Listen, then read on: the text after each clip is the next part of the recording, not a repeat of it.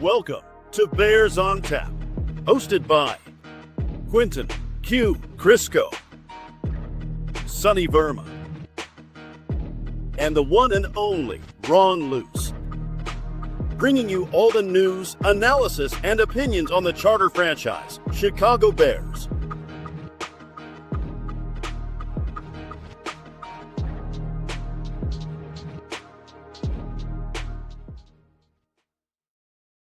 Welcome back to another episode of Bears on Tap. Last night was a travesty. We talked all about it in the post game, but you know what? We are on to Detroit. We are on to the Detroit Lions. The beauty of the early part of the season here, week 2. Every team in the NFL is that lost week 1 is reaming right now to go get a W because no one wants to have that 0-2 start. My name is Quentin Crisco. I am joined by Samir Patel today. Samir, can you tell everyone where they can find you, where they can find your work, and anything about you that you'd like to throw out there? Yes, sir. Thanks again, Q, for having me on. Always a pleasure to join you to chop it up with the Bears. You guys can find me at SMPatel06. That's where you can. I usually post links to all my articles there. Also do another weekly podcast called Bears in the Neighborhood with my buddy Chirag. We do those Monday nights if the Bears play on Sunday, or Tuesdays if they play on Monday. So you can check that out on YouTube and Spotify as well. So yeah, thanks for having me on. And Samir, I know I just said we're on to Detroit, but what are your genuine thoughts about last night? Oh man, so you can find them on Bear Essentials. It's a weekly thing that we're doing on Tap Sportsnet. Bears on Tap, where kind of go through the key takeaways and we'll do a little stock up, stock down. Honestly, man, it felt like every Bears game I've watched for, the last 30 years. It's just in a microcosm of itself, but I'm trying not to panic. My thing is Ben Johnson is going to take a little bit of time. I think that he's using these first 4 weeks to really see what he's got with his guys. Where does Swift excel at? Where doesn't he? Where is Caleb comfortable? Where isn't he? How many times to give it to DJ in the backfield, right? I think he's kind of tinkering with some of that stuff.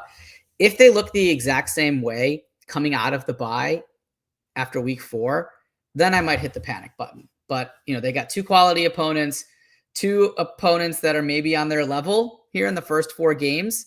So I think that'll tell us a little bit about where they are.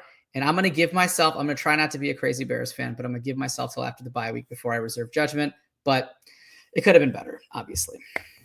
It's a very tempered, logical take, and I genuinely agree with it, while at the same time, everything inside of me is just screaming like, again?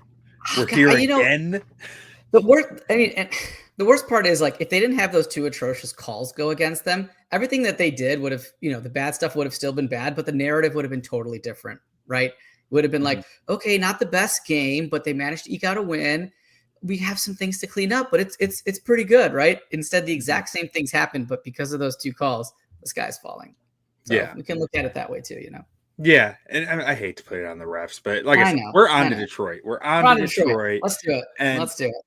So, Samir, what are you looking for in this game from the Bears? Like, what would constitute a win for you from the perspective of what you see out there? That's a great question. So, the first drive of that Vikings game, I think a lot of Bears fans were like, wow, this is a win. This is great. And it felt really good. But at the same time, you still thought, this isn't what it's supposed to look like. At least not for me. I don't know how you felt watching it. I did feel a lot that Caleb was onto his 3rd or 4th read or the check down. He wasn't going to his first 2. That's what it appeared like to me. And then he was taking those completions, which is fine. That's okay. But he wasn't really ripping it downfield. That part actually came when he played out of structure, right? When he's rolling out of the pocket and he throws a laser to Rome on the sideline.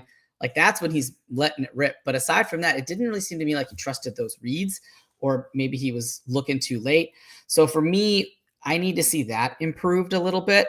I'm not really going to get into the defense too much. That was hard to really evaluate because they were missing starters. And I don't think that game plan that DA had there in game 1 is one that he would necessarily use if he's got Edwards and Gordon instead of Sewell and McLeod, right? It might be a little bit different. So I'm going to reserve judgment on anything defensively for right now, except for Montez Sweat. We can get into him later. But I think for me, success would be offensive cohesion in terms of just like, does it look like they're playing on time? Does it look like Caleb's getting to his first read or hitting his second read? Yeah, I think that's very fair. And, I think from my perspective, it would be even a little like maybe not so much about reads as much as I want to see him rip an intermediate to deep throw from the pocket and hit it, because so many of the throws that we've seen to this point in his career that he's hit like that in the intermediate and deep are outside the pocket and outside of structure. Exactly. Yep. I'd like to see him hit some of those and kind of cut back on the sailing of the football, because it's really becoming a concerning trend at this point, the amount that he's sailing it over guys' heads. But anyways, we'll keep this on Detroit. Now, on to Detroit. We're going to open up our graphic here, which we show Detroit's starting lineup. It might not exactly be perfect. Depth charts are always kind of in flux, but the best I could do to try to make it correct. Is there anything that stands out to you about Detroit's roster, particularly before we get into the best and worst guys that we're looking at, like position group wise? I mean, it's in the middle of the chart, right? And usually when you look at the Lions, you look at that offensive line, because that's been just one of the best, if not, the best in the league for the llast couple of years. And Frank Ragnow's name is noticeably missing from there, right? You're like, Glasgow, wait, is that right? Is that a typo? That's the first thing that I noticed. And I just like, you don't see Zeitler, you don't see Ragnow. I think that's something that they are going to need to adjust to. And that, I think, is, something the Bears can hopefully exploit. Yeah, I mean, that's a great point. And it's they got some youth there. Like Christian Mahogany and Tate Ratledge are starting for you now. Like Ratledge is a rookie. Mahogany's a second year player who played like 3 games for them last year. He was really good in those 3 games. One of them was against the Bears. But and frankly, he's a guy who I didn't like that much in the draft. And like I've gone back and rethought some of my process and kind of been like, I think this was a miss on my end, because he shows some really nice athletic traits, all the physicality in the world. Like there's a lot to like within his gameplay. The thing that was concerning to me with him was he seemed out of control all the time. But as long as someone could rein him in, he was going to be really good. And it seems like the Lions have been able to rein him in, at least based on the few games last year. What are your thoughts on Tate Ratledge? I know he had some, draft, status kind of coming in. Did you feel like he's somebody that can live up to that bill? Oh, I love him. Yeah. Dirtbag looking mullet offensive guard. Like, come on. That's every offensive lineman's like perfect image of what an offensive lineman is supposed to be. No, I mean, I kind of turned to 180 on Ratledge over the last 3 years, because he'd been, flirting with the draft for three seasons now by the time he actually left. 3 drafts ago. So I said it'd be 23. I really didn't get the hype with him. Like, I thought this guy still has a lot to clean up. His feet seem kind of slow. Like I was just kind of, I see the grit, but I don't see the talent or the skill, I guess I should say. Then last year, I didn't watch that, like for the 24 going into 24 draft. I didn't watch much of him because I felt like I already kind of knew who he was. And then he pretty early said, I'm going back. So I didn't pay that much attention. 25 draft, I waited till pretty late in the process. Because again, I was kind of like, I feel pretty good about how I felt about him before. But then I flip on his tape late in the process, and I was like, okay, this guy has gotten a lot better at football in the last 3 years, which, is fair. That happens a lot at the college level. Guys do get better over time. But so I was actually really impressed with his tape this past year. I thought if he didn't have injury concerns, he would have gone a decent amount higher than he did. And if I'm being honest, when as much as I like Ozzie as a player, I was disappointed in the draft pick when it came out, and that was, I think, I made pretty clear on my Twitter account and the podcast. Yeah. I wanted Tate Ratledge there because I thought that Jonah Jackson might be a question mark into the future with his injuries, and kind of his unknown stats of what exactly happened last year. I was like, I want guard depth, and I didn't think you found tackle depth in the draft that late in the draft very easily. So I was like, I wanted Tate Ratledge in that spot. I was excited when he was on the board there. I also wanted Miles Frazier, who the Lions got at 171 for injury reasons that clearly there were injury reasons. His tape was way better than that, but I wasn't aware of that. Like either of those guys, I would have been pretty happy with. I was pretty jealous of the Lions draft class, if I'm being honest. I like a lot of these guys. They draft pretty well. And then, your Jonah Jackson fears were all but confirmed. I think he had like a 27 PFF grade.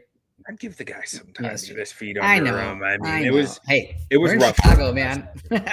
Yeah, it was. And side note, I had to look at the jersey number to figure out who the penalty was on between him and Darnell Wright, just because they look almost exactly the same when they you look zoom like in on their brothers. face and helmet. It's pretty wild. Yeah, it's actually hysterical. Like you could do like a Step Brothers thing with them, but absolutely. I just imagine them in bunk beds and room for activities and all that good stuff. Doing karate in the garage. But I mean, aside from the offensive line, gosh, you look at these skill position players. Detroit still has it, right? They've got weapons all across the board, 2 great running backs, an emerging tight end. I wouldn't say an elite quarterback, but I think we can all agree that Jared Goff is underrated in some circles and overrated in some. So where does that really put him? But I think he's in the upper echelon. He's Kirk Cousins. He's prime Kirk Cousins. He's prime Kirk Cousins. That's the way I see it. I mean, hey, prime Kirk Cousins ruled, man. Like he was really good at football. Yeah, he was really Couldn't win playoff games, but he was really good at football. And like I feel like that's very like Jared Goff has a little more success in the playoffs, but like I don't see him that differently than prime Kirk Cousins without astigmatism, so he can see in prime time. Not prime time Kirk Cousins, right? Because that Kirk Cousins didn't do so well. Well, have you ever heard the theory with the astigmatism on that? No. So it's the lights. Because he has astigmatism, his contacts get all messed up from the lights. I've never heard that before. So that's one of the theories around it. And so like that's what I'm saying. Maybe Jared Goff is Kirk Cousins without astigmatism because he's just a little better with under those lights. But sounds like a go long theory. Yeah, it just might be. But yeah, no, I mean, I think Goff is, like you said, he's lying somewhere in the middle. Like he's probably a top 10 QB in the league, probably not a top 6, 7 guy. So I would agree with that. 8, 9, 10, somewhere around there. And it always gets so subjective. Like what the difference between 10 and 12 or 13 is like nothing. So like it's just how you're feeling that day of where you're going to rank them. Really. Honestly, and we talk about the subtractions here. You got them listed. The 2 biggest subtractions right on the sidelines for Detroit. And I think that showed up more than anything in their first game against Green Bay was it looked both like their offense and defense weren't totally in sync from where they were last year. I felt, and I granted, I didn't watch the entire game. I watched snippets of it whenever, I flipped over to it. That swagger seemed to be missing a little bit. And maybe it's because they struggled a little bit early, but I don't know. I felt like the missing Ben Johnson and Aaron Glenn are probably their 2 biggest subtractions, including all those names on that list there.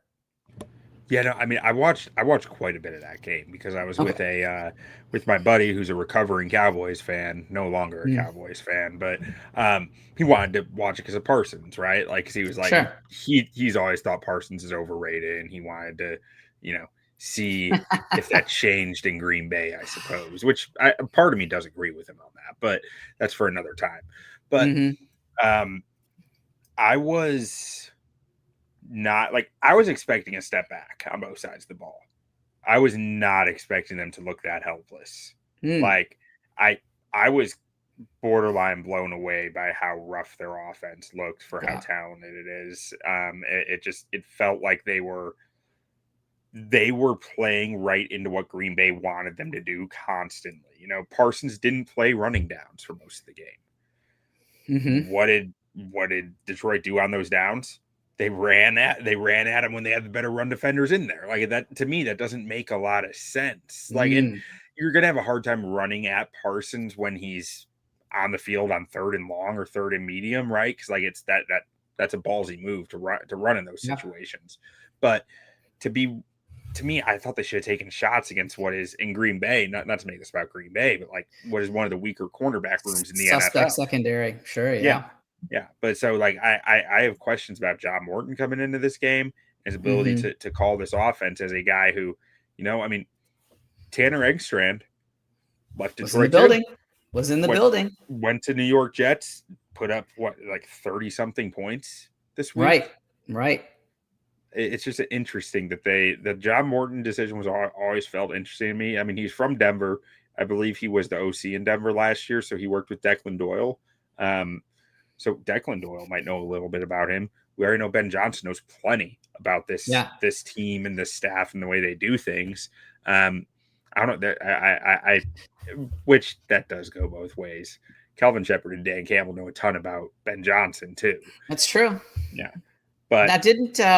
Correct me if I'm wrong, but didn't Ben Johnson try to get Morton to come with him to Chicago? I believe so. Okay, so there's some belief there from Ben Johnson anyway that like, hey, this guy's a valuable asset in a locker room. Whether it was to call plays or whatever role Ben had in mind for him. Probably not calling plays because Ben's going to hang on to that. So maybe that's what the disconnect was. I think there's something that gets kind of tangled within that in the fan sphere where like if a guy doesn't call plays well, it means he's not a good coach, and it's like those are completely different things. Like you remember way back when under Matt Nagy, they were super focused on retaining Dave Ragone for years because they said he's a really good play designer. He sees stuff well and draws up plays well and can teach it. That has nothing to do with calling the plays. That's a completely different aspect. It doesn't require the same feel, but I mean, if John Morton is a good play caller or not, we're going to find out throughout this year. It's hard to say just on one game. If that one game looked rough, it doesn't mean he's not a good coach. It just means he might not be the best fit for that role specifically. I'm going to butcher this stat, but I saw it on FS1. I think Danny Parkins had it, where he basically said when Dan Campbell took over as head coach, before Ben Johnson got there, they had scored like less than 10 points like 4 times or something like that. And then like the 51 games that Ben Johnson was there, they never scored less than 10 points. And then or like less than 2 touchdowns, whatever it was. And then in the one game after he left, they're 1-for-1 on it already. So that effect is so tangible. It's so like you can see it. And I don't know. I obviously I think they'll figure it out. They have enough talent to do that. But like we're talking about with the Bears, right? Preseason doesn't mean as much anymore because nobody plays anybody and there's only 3 games. And I think the coaches and teams use these first couple games to really figure out what they're going to do. I think so too. But while we're throwing out Ben Johnson, Detroit Lions stats, I saw one yesterday, I think, that was Jared Goff has had 5 play callers in his career. And when his play caller is not Sean McVay or Ben Johnson, I think it was 0-16-1, that's a wild stat itself. And granted, the majority of that is rookie year with Jeff Fisher at head coach. And I don't even know who his offense coordinator was, but like there is a solid, like I want to say 7 or 8 game stretch, whatever it was in Detroit before Ben Johnson took over under, I think it was Anthony Lynn, where it was, okay, I mean, that is a NFL coach he's been a head coach, who also struggled to get wins. And that ends up boiling down to the whole QB win stat thing. Like, does that actually matter? It's a team sport, but I do think there is some credibility to it at times. It's just kind of when you want to pull it out or not, Yeah. And not to get too far off into the weeds here, because I know we're focused on the Lions and previewing week 2, but that's kind of what gives me confidence or not hitting the panic button yet on what we saw last night, is because I do think the Bears have the right coach. I think he's smart enough. He's going to figure it out. And if we had if it was a train wreck and we had to figure out if we had the right quarterback or the right coach, I would much rather have the right coach than the right quarterback, because I feel like the right coach can elevate a different quarterback, where if you have the right quarterback, wrong coach, you're just doing this cycle and it's just never going to end. Right. And I feel like the Bears do have the right coach. I'm hoping Caleb's the right quarterback, but if he's not, I'm less panicked because I have confidence in Ben Johnson. Yeah. I'm going to take this opportunity, since we're kind of there, to kind of address what I think what we haven't really talked about a lot on this show is the you mentioned earlier, go long, the Tyler Dunn article. Like Mhm. I do think there is credibility to a lot of what's in there. I Yeah. don't think it's all sourced the best way. I don't think it's all presented the best way, but I do think there is credibility within it to certain extents, and that creates concerns for me. And to be honest, last night you were really hoping that they would put a lot of that to sleep. Yeah. Right? Like I was waiting to comment on a lot of it. I didn't want to say much about it because it was like, let's see what they do week 1, right? And they failed to put it to bed. So now that's going to be something that's lingering until they either get on a 100%. roll or until the off season. And like that, you hope that they can get rid of it, but like to me it will be a something to monitor for Mhm. the next at least, I don't know, half season until the Bears become who we think they are, to put it in Denny Green terms, and we can crown them, or Mhm. we're stuck doing the same thing over and over. Matthew McConaughey, time is a flat circle type Yeah. existentialism. I don't doubt, a lot of what's in there. You're right. It's probably is it celebrate is it like kind of poshed up a little bit because it's coming from a sour grapes point of view? Sashayed. Yeah. Yeah, sashayed, the Glitzing Gazelle, right? We can kind of agree that it was pumped up a little bit, but that doesn't mean that the meat behind it is inaccurate, right? We did see Eberflus's awkward kind of coddling of Caleb's just dismissal of both Waldron and Eberflus, right? That was, you could see that stuff, right? His body language is one of the things Ben Johnson wanted him to work on, was the body language. I wouldn't come out of nowhere, right? And we know for a fact that Poles didn't really go out of his way to court other quarterbacks, right? It was Caleb or bust. And so some of that stuff we already kind of did know. But you're right. It's not going to go away until they give the people something else to talk about, and that a positive something else to talk about.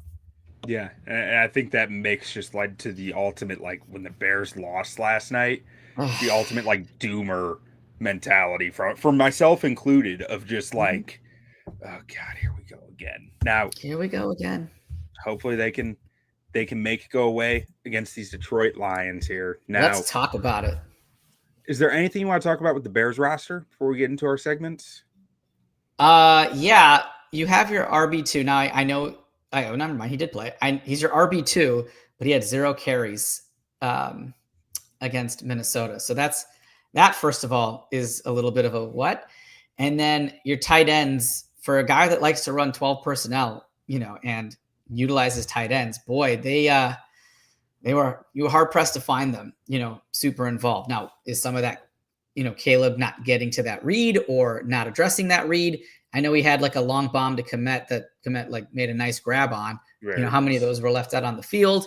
I don't know, but man, those guys disappeared. And those two, yeah, the two in the yellow are what kind of stand out to me. Yeah, and I mean, Kmet played 60 snaps. Loveland played 38 snaps. So like, Kmet was the more trusted guy in the field, but Kmet was also the guy more tasked with blocking. Yeah. Throughout, like if they wanted to keep a guy in, he was the guy who stayed in, and they even ran some 13, I think, where they had the Durham Smythe out there and lined him up as a fullback, did some different interesting things. Like I expect them to continue to do quite a bit with the tight ends, but Monungai's usage was really interesting because you had him in there on some pat. He had a nice catch and little run after. He completely blew a blocking assignment on one that created a free runner at Caleb because he tried to crush a guy and it just knocked Dahlman off his own block. And then, yeah, he had a hold too, didn't he? He had a hold on a pass pro. I believe so. Yeah. So kind of a rough game there for him, but like I'd like to see him get more chances to run the football because I mean I do think we saw some good stuff with DeAndre Swift as far as being more decisive and getting downhill. I don't think his reads were all good, but I do think he was more decisive about it, which is an improvement. But like I'd like to see him get a little better with, and I don't know if that's something you can get better at. Honestly, the feel for where the holes are going to open up and the instinct of that. But if the Bears O-line can make it a bit more clear for him too, I think that goes a long way. I do think that they had some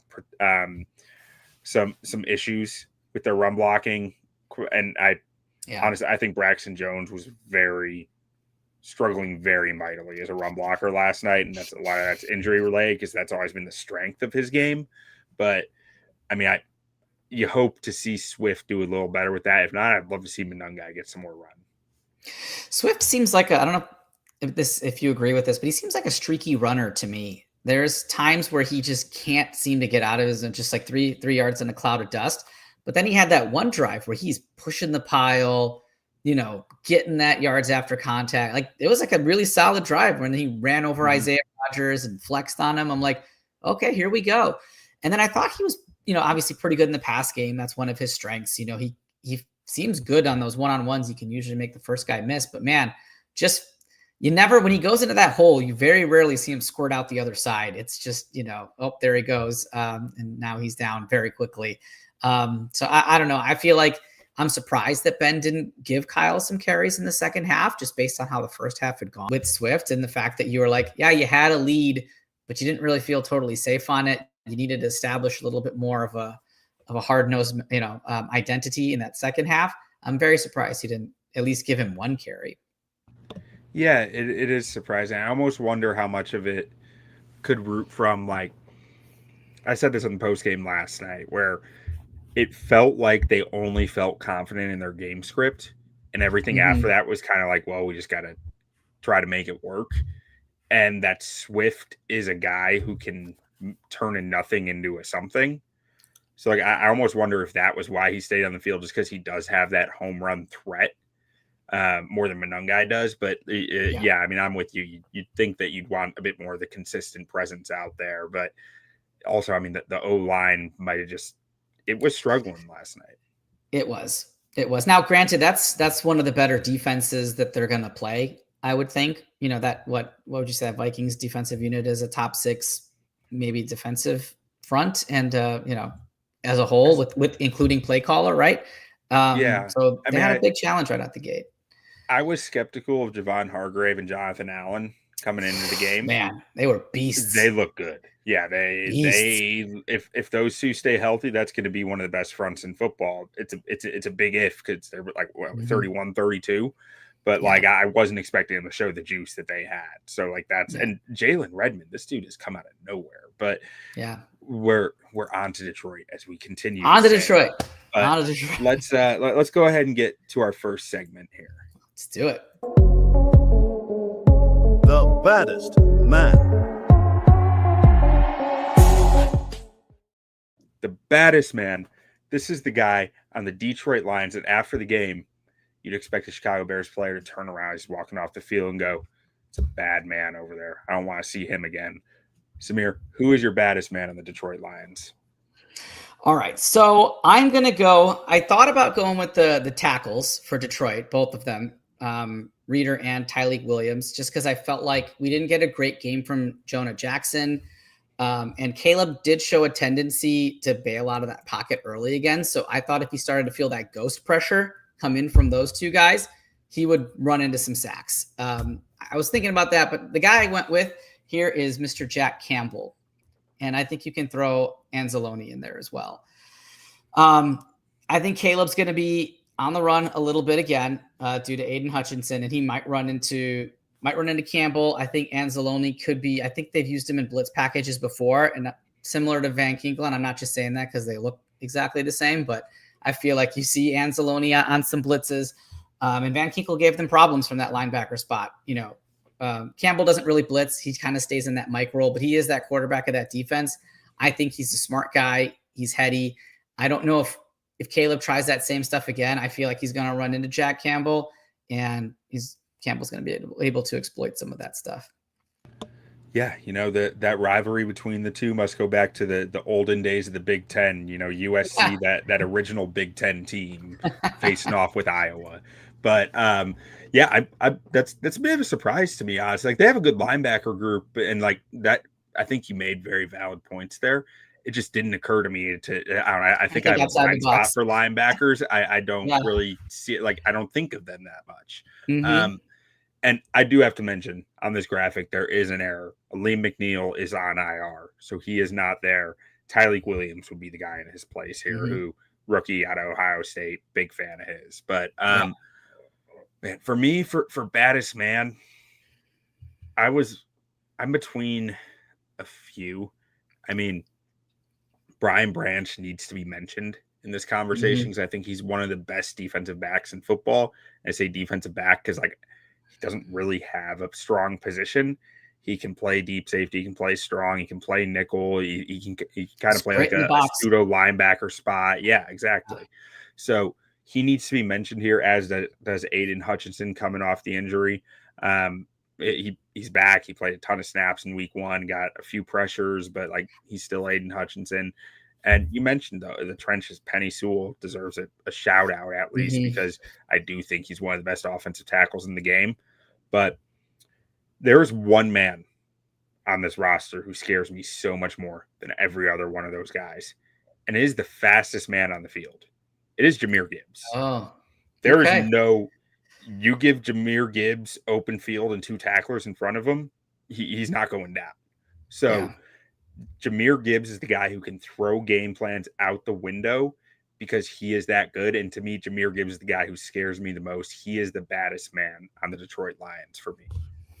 Yeah, no, that's a great point. I think I mentioned this in one of the other segments, but Jahmyr Gibbs, he's quick, he's based, and you saw what the Vikings running backs were able to do, right? Out of the backfield, catching some passes. Aaron Jones in particular had that deep run, right? That deep touchdown pass. Gibbs is even more deadly with the ball in his hands, and he's a very versatile player. And if Morton can figure out how to utilize him, it's going to be a long day for those Bears linebackers for sure.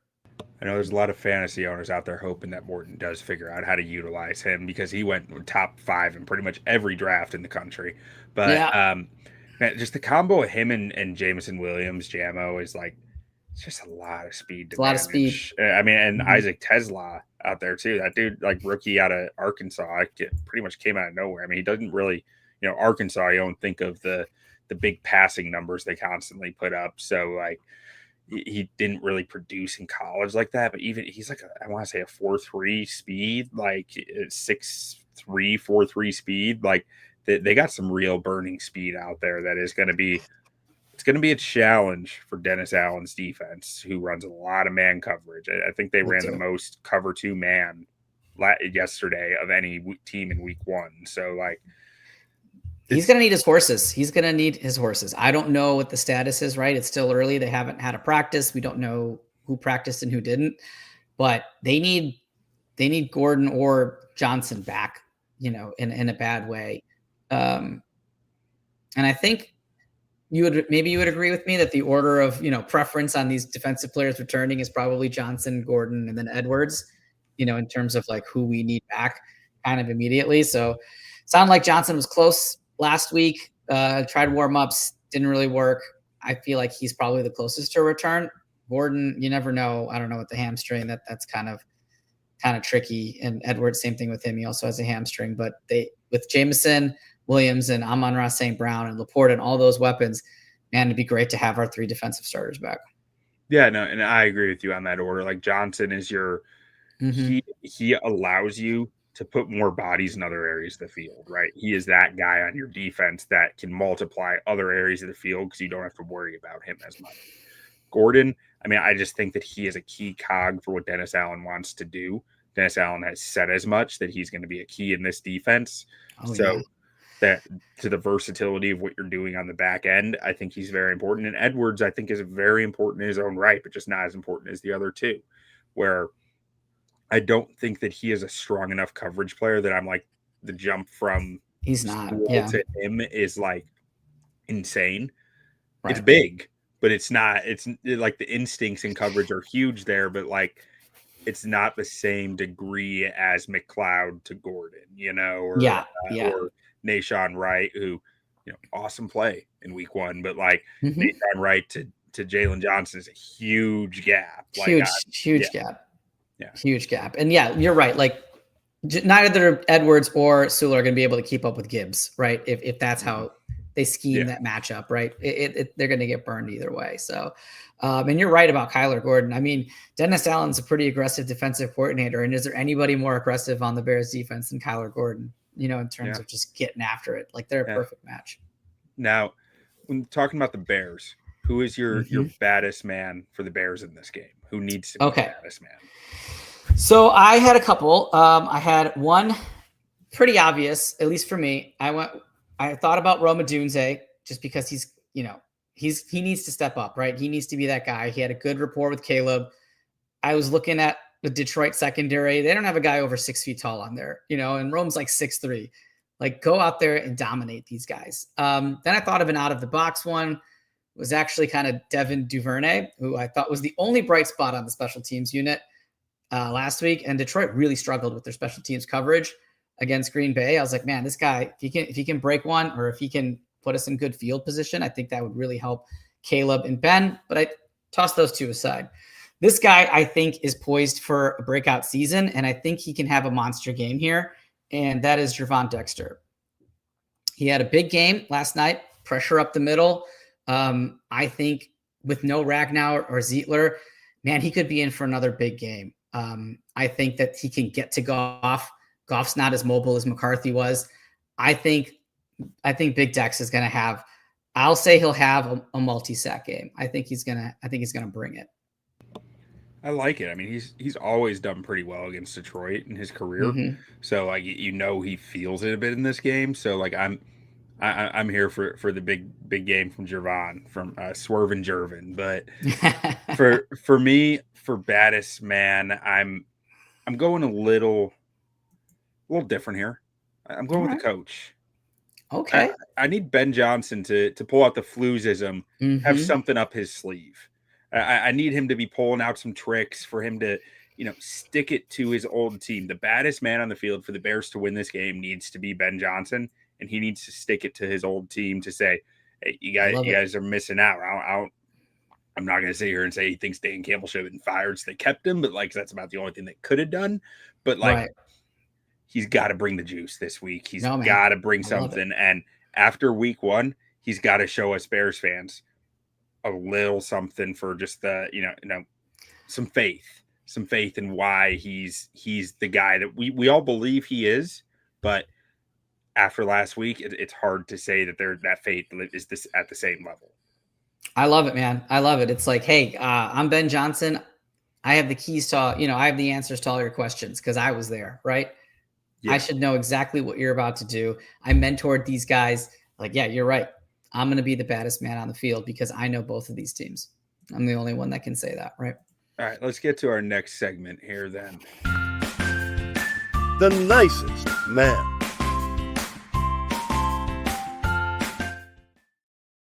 Opposite of baddest man is the nicest man. The guy who might be doing the other team some favors without even realizing it. Who is the nicest man for you on the Detroit roster?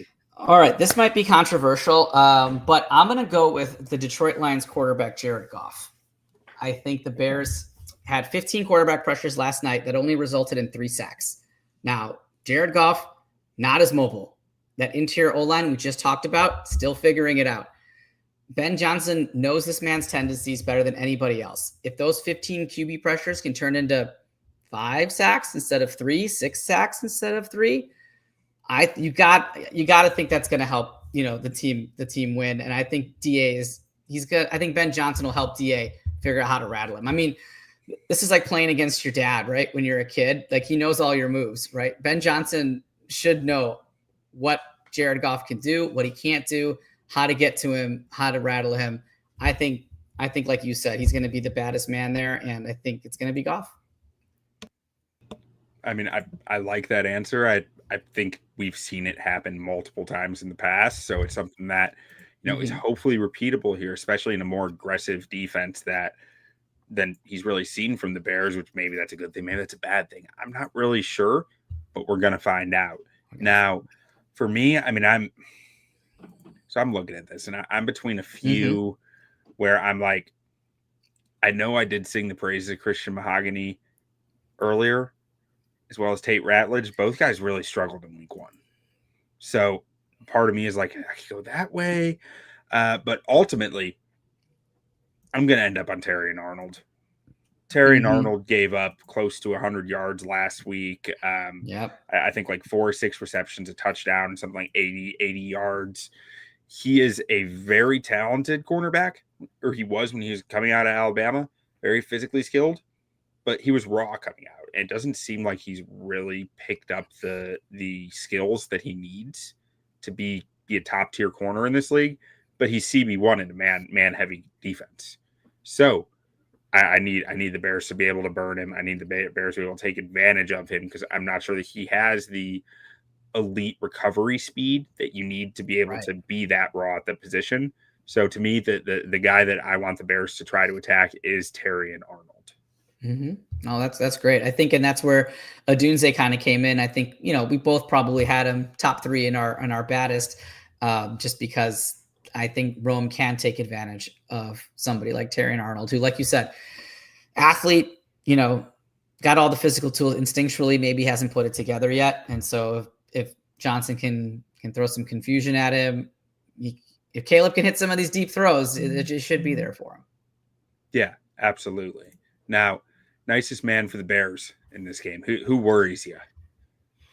Okay, so I was thinking that the low-hanging fruit here is DeAndre Swift. I think that's a little easy, right? Outside of one drive where he was moving the pile, 3.1 yards per carry on 17 rushes last night.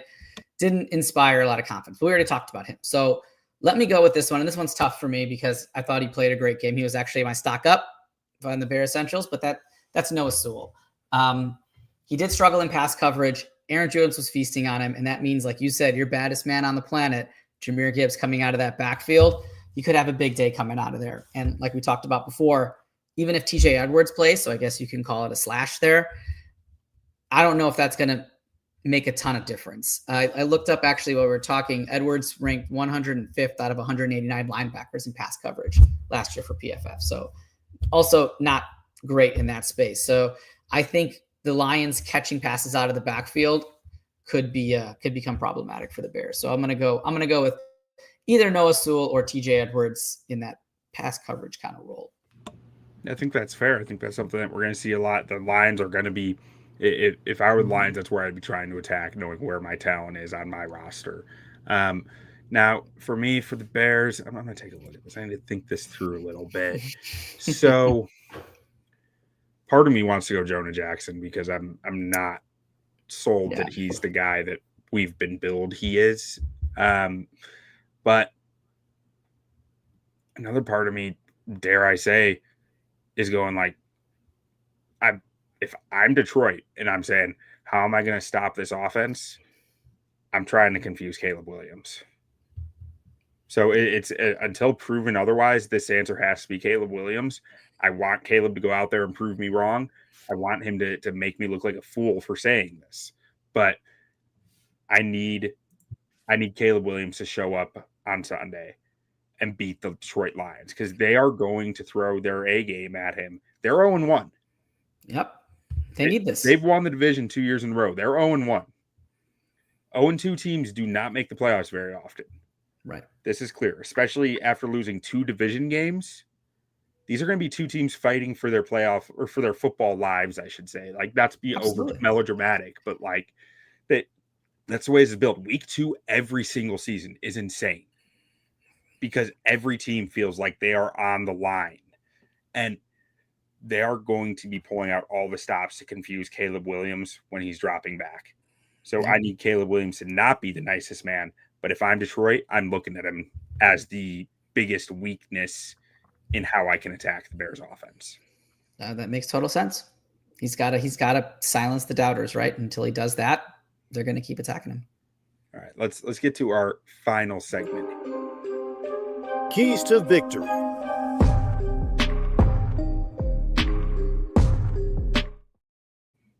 All right, Samir, what do you see being a key to victory for the Chicago Bears against the Lions? Well, you just talked about it. Caleb Williams has to improve his accuracy, right? There are plays to be made.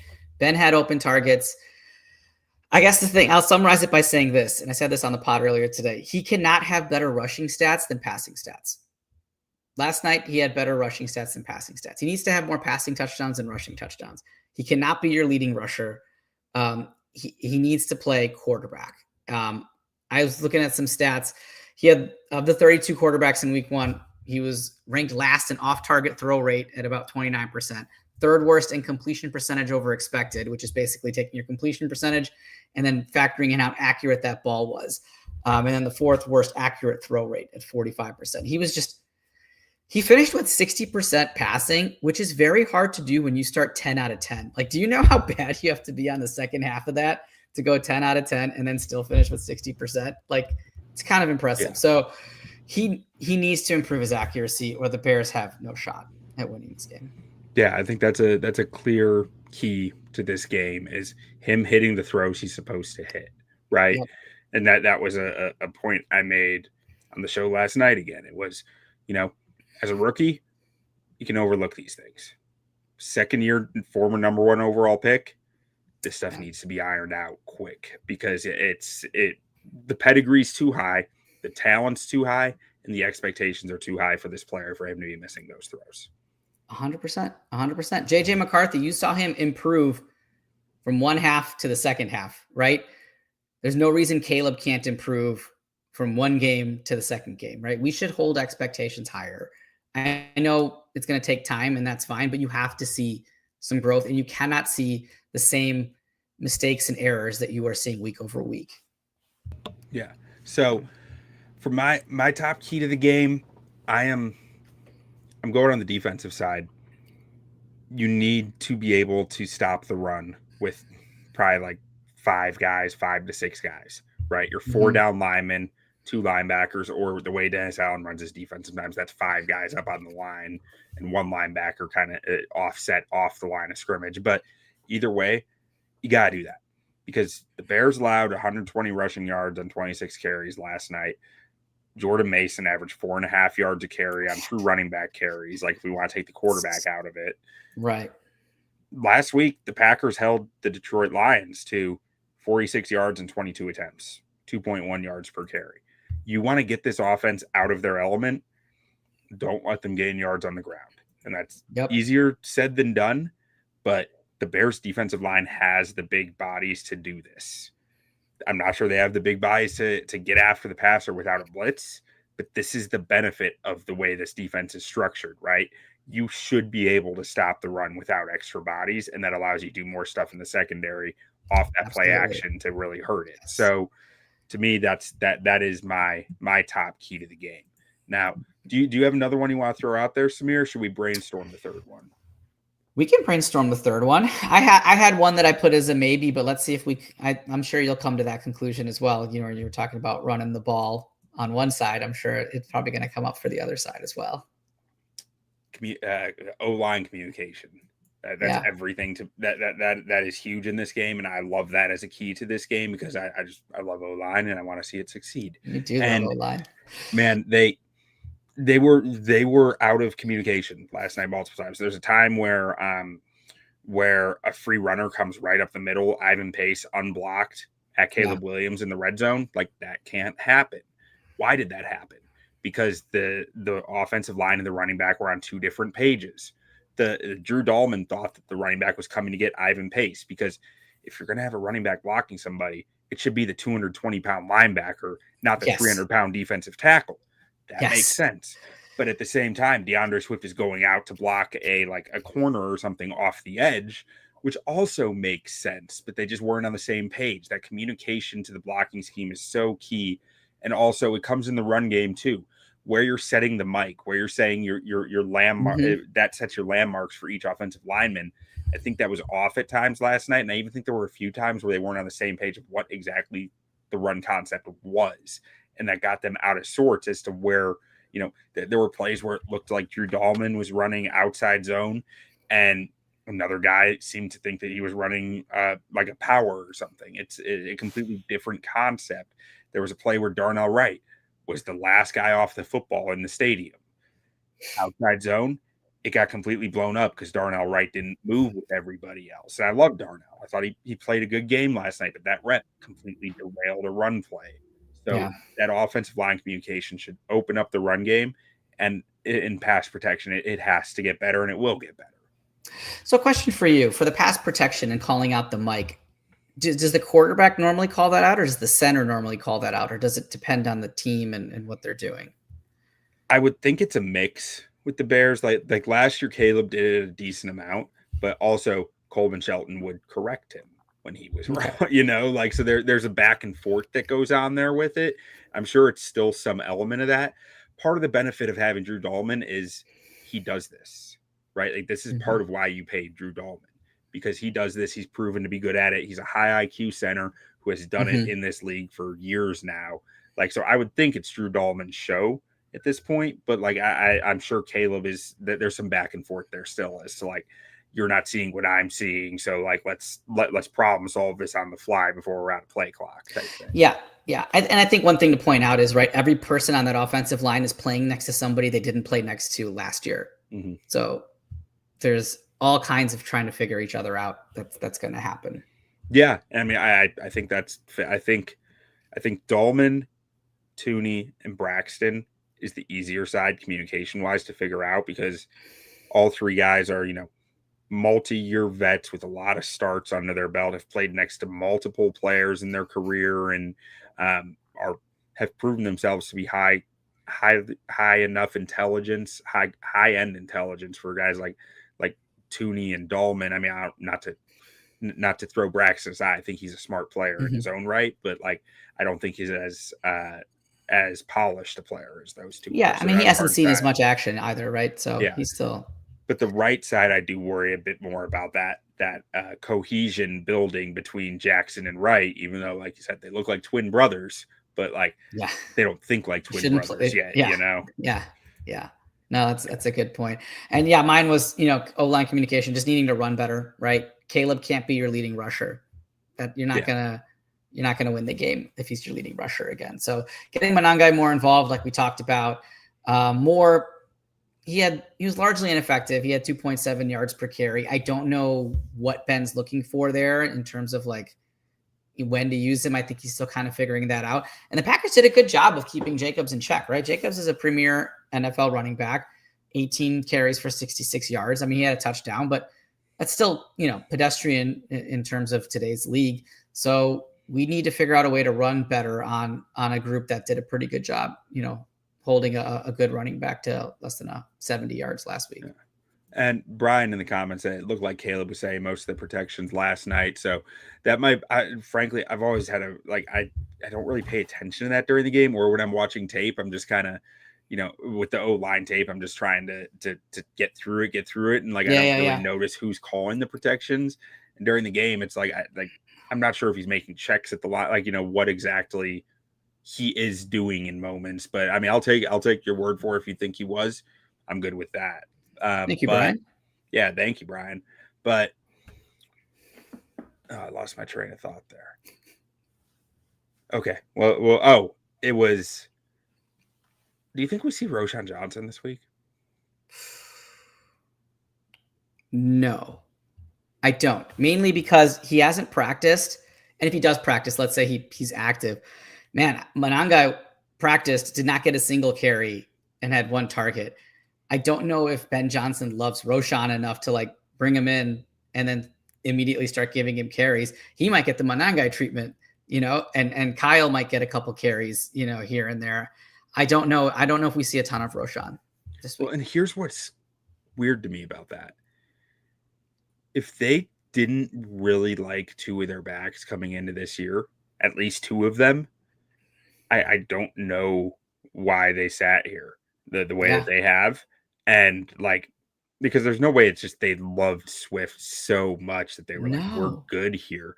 And it doesn't seem like they like Monangai. They drafted him. But I know. So it doesn't seem like they loved Monangai in a way that was okay, we're good in this room now, which leads me to ultimate locker room team guy who everybody loves, Roschon Johnson. They must have fallen in love with, and they're itching to get him on the field, but he's still Roschon Johnson, never on the field. So I'm maybe you're right. We do, but it seems to be a logical explanation just based on I don't know what you just said, right? In terms of the carries and the number of snaps that they're playing. But I don't know. It just felt weird that in a game where you're struggling to run the ball, you're not trying. I mean, I guess you tried DJ, but like you're not trying to give it to another running back. I thought that was strange. And so I don't know. I haven't heard. I mean, and maybe I'm wrong. Maybe you've heard it, but has Ben Johnson called out? He's called out players, right? Singular players to be like, this person's had a good camp, or this person impressed me. Has he said anything about Roschon to your recollection? I think there might have been something early in camp. Okay. I think there might have been a comment early in camp, but like I don't recall well enough to be super confident in that. Yeah. Yeah. But I mean, it didn't stand out like it did. My guess would be that there's a lot of situations where they're calling multiple plays in the huddle, right? For whatever look they're going to get. And you need a running back who you can trust in each of those options out there. That's true. And Monangai might not be there yet. That's true. But Roschon, you feel fine with in pass pro. You feel fine with running routes, and you feel fine with running the football. So he's a guy who can do all of it as long as he's good with the playbook. That's fair. That's fair. You're right. And I did hear Caleb kill several plays at the line of scrimmage. So yeah, they definitely had some 2 or 3 plays called there. Yeah, maybe you're right. Whatever they need to do, they should do differently than they did in the previous game, because that didn't work. So I'm all for, anything different here going into the Lions game. Yeah, changing it up. But Samir, you got a prediction for this game? How do you see it going? Oh man. Unfortunately, I don't think the Bears are going to be able to pull this one out. I feel like both teams, like you said, are desperate for a win. I think right now Detroit is the better team, just because of the cohesion that they had from last year. I think it was, the coordinator's first game. I think they're going to get better as the season goes along. And just like Ben Johnson and our team will get better as well. But man, playing in Detroit week 2, that crowd is going to be fired up, especially welcoming home Benedict Johnson. I think it's going to be a lot for Caleb. I think you're going to see more false starts and pre-snap penalties because it's going to be so loud in there, and they're still trying to figure it out, where I think the penalties get cleaned up a little bit, but they just won't be able to overcome it. So I think Detroit wins. I think they win by a touchdown. So I'm going to go with a very vibes-based answer here, and just the vibes I want to see. And that is the opposite of Thanksgiving Day last year. Give me Bears 23-20 in a drag them out, shoot them out contest with some weird moments involved. All right. I would much rather your prediction come true than mine, so I'll be rooting for that. Yeah. All right. Well, Samir, why don't we get out of here the only way we can with a bear down? Bear down. Bear down.